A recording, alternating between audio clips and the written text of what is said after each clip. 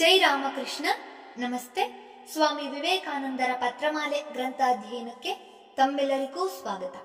ಸಂಚಿಕೆ 5.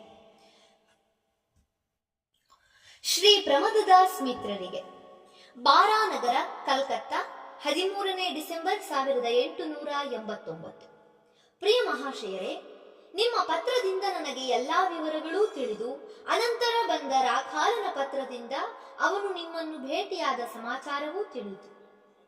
ನೀವು ಬರೆದಿರುವ ಪುಸ್ತಿಕೆಯೂ ಕೈ ಸೇರಿತು. ಶಕ್ತಿ ಸ್ಥಾಯಿತ್ವದ ತತ್ವವನ್ನು ಕಂಡು ಹಿಡಿದ ಮೇಲೆ ಯುರೋಪಿನಲ್ಲಿ ಒಂದು ಬಗೆಯ ವೈಜ್ಞಾನಿಕ ಅದ್ವೈತ ಹರಡುತ್ತಿದೆ. ಆದರೆ ಅದೆಲ್ಲ ಪರಿಣಾಮವಾದ. ಇದಕ್ಕೆ ಮತ್ತು ಶಂಕರಾಚಾರ್ಯರ ವಿವರ್ತವಾದಕ್ಕೆ ಇರುವ ವ್ಯತ್ಯಾಸವನ್ನು ನೀವು ತೋರಿರುವುದು ಒಳ್ಳೆಯದು.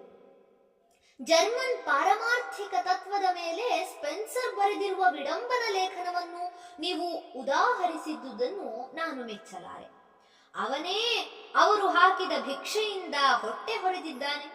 ನಿಮ್ಮ ಪ್ರತಿಪಕ್ಷಿ ಗೌ ಹೆಗಲ್ನನ್ನು ತಕ್ಕಷ್ಟು ಅರ್ಥ ಮಾಡಿಕೊಂಡಿದ್ದಾನೋ ಇಲ್ಲವೋ ನನಗೆ ಸಂದೇಹ. ಹೇಗಾದರಾಗಲಿ, ನಿಮ್ಮ ಪ್ರತಿಭಟನಾ ಪತ್ರ ತುಂಬಾ ತೀಕ್ಷ್ಣವೂ ಸದೆ ಬಡಿಯುವಂತೆಯೂ ಇತ್ತು. ನಿಮ್ಮ ವಿವೇಕಾನಂದ. ಶ್ರೀ ಬಲರಾಮ ಬೋಸರಿಗೆ, ಅಲಹಾಬಾದ್, 5ನೇ ಜನವರಿ 1890. ಪ್ರಿಯ ಮಹಾಶಯರೇ, ನಿಮ್ಮ ಪ್ರೀತಿಯ ಪತ್ರದಿಂದ ನಿಮ್ಮ ಅನಾರೋಗ್ಯದ ವಿಷಯ ಕೇಳಿ ತುಂಬಾ ವ್ಯಸನವಾಯಿತು. ನೀವು ವೈದ್ಯನಾಥಕ್ಕೆ ಹವಾ ಬದಲಾವಣೆಗೆ ಹೋಗುವುದರ ವಿಚಾರವಾಗಿ ನಾನು ಬರೆದ ಪತ್ರದ ಸಾರಾಂಶವೇನೆಂದರೆ, ಇಷ್ಟೊಂದು ದುರ್ಬಲವಾದ ಮತ್ತು ಸೂಕ್ಷ್ಮವಾದ ದೇಹವುಳ್ಳ ನಿಮ್ಮಂಥವರು ಯಥೇಚ್ಛವಾಗಿ ಹಣ ಖರ್ಚು ಮಾಡದಿದ್ದರೆ ಅಲ್ಲಿರಲಾಗುವುದಿಲ್ಲ. ನೀವು ಸ್ಥಳ ಬದಲಾವಣೆ ಮಾಡುವುದೇ ಸೂಕ್ತವಾಗಿದ್ದರೆ ಮತ್ತು ಕೇವಲ ಅಗ್ಗವಾಗಿರುವ ಸ್ಥಳ ಹುಡುಕುವುದಕ್ಕಾಗಿ ಇಷ್ಟು ದಿನಗಳು ನೀವು ಮುಂದೂಡುತ್ತಿದ್ದರೆ ಅದು ನಿಜವಾಗಿಯೂ ವಿಷಾದಕರವಾದ ಸಂಗತಿ.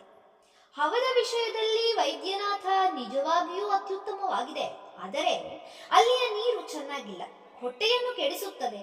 ನಾನು ಪ್ರತಿದಿನವೂ ಆಮ್ಲತೆಯಿಂದ ಅಂದ್ರೆ ಆಸಿಡಿಟಿಯಿಂದ ಒದ್ದಾಡುತ್ತಿದ್ದೆ.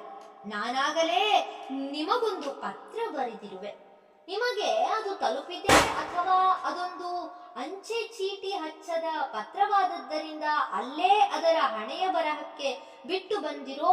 ನೀವು ಹವಾ ಬದಲಾವಣೆಗೆ ಹೊರಗಡೆ ಹೋಗಲೇಬೇಕಾಗಿದ್ದರೆ ಆದಷ್ಟು ಬೇಗ ಹಾಗೆ ಮಾಡುವುದು ಲೇಸೆಂದು ನನ್ನ ಅಭಿಪ್ರಾಯ. ಆದರೆ ಹೀಗೆ ಹೇಳಿದುದಕ್ಕಾಗಿ ದಯವಿಟ್ಟು ಕ್ಷಮಿಸಿ. ಪ್ರತಿಯೊಂದು ನಿಮ್ಮ ಅವಶ್ಯಕತೆಗಳಿಗೆ ಸರಿಹೊಂದಬೇಕೆಂದು ಬಯಸುವುದು ನಿಮ್ಮ ಸ್ವಭಾವವಾಗಿ ಹೋಗಿದೆ. ಆದರೆ ಈ ಪ್ರಪಂಚದಲ್ಲಿ ಹಾಗಾಗುವುದು ಅತಿ ವಿರಳ. ಆತ್ಮಾನಂ ಸತತಂ ರಕ್ಷೇತ್.